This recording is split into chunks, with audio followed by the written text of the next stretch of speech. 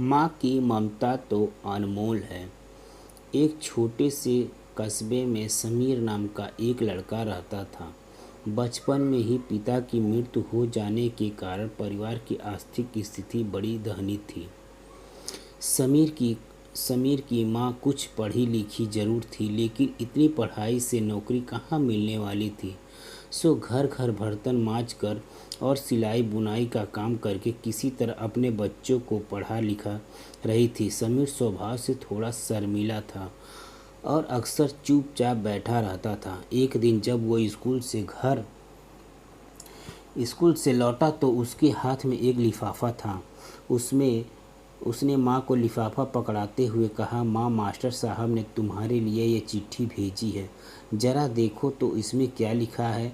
माँ ने मन ही मन चिट्ठी पढ़ी और मुस्कुरा कर बोली, बेटा, इसमें लिखा है कि आपका बेटा काफ़ी होशियार है। इस स्कूल के बाकी बच्चों की तुलना में इसका दिमाग बहुत तेज है और हमारे पास इसे पढ़ाने लायक शिक्षक नहीं है। इसीलिए कल से आप इसे किसी और स्कूल में भेजें।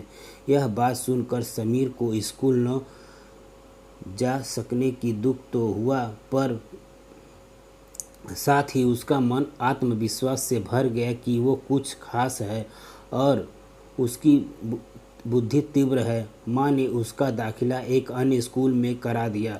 समय बीतने लगा। समीर ने खूब मेहनत से पढ़ाई की। आगे चलकर उसने सिविल सर्विस परीक्षा भी पास की और आईएएस ऑफिसर बन गया। समीर की माँ अब बूढ़ी हो चुकी थी और कई दिन से बीमार भी चल रही थी और एक दिन अचानक उसकी मृत्यु हो गई। समीर के लिए ये बहुत बड़ा आघात था। वह बिलख बिलख कर रो पड़ा। उसे समझ नहीं आ रहा था कि अब वो अपनी माँ के बिना वो कैसे जिएगा। रोते रोते ही उसने माँ की पुरानी अलमारी खोली और हाथ में उसकी माला, चश्मा और अन्य वस्तु लेकर चूमने लगा। उस अलमारी में समीर ने पुराने खिलौने और बचपन के कपड़े तक संभाल कर रखे हुए थे। समीर एक एक कर सारी चीज़ें निकालने लगा और तभी उसकी नज़र एक पुरानी चिट्ठी पर पड़ी। दरअसल ये वही चिट्ठी थी जो मास्टर साहब ने उसे 18 साल पहले दी थी। नम आँखों से समीर उसे पढ़ने लगा। आदरणीय अभिभावक, आपको बताते हुए हमें अफसोस हो रहा है कि आपका बेटा समीर पढ़ाई में बेहद कमज़ोर है और खेलकूद में भी भाग नहीं लेता है। जान पड़ता है कि उम्र के हिसाब से समीर की बुद्धि विकसित नहीं हो पाई है, अतः हम इसे अपने विद्यालय में पढ़ाने में असमर्थ हैं। आपसे निवेदन है कि समीर का दाखिला किसी मंदबुद्धि विद्यालय में कराएं अथवा खुद घर पर रखकर इसे पढ़ाएं।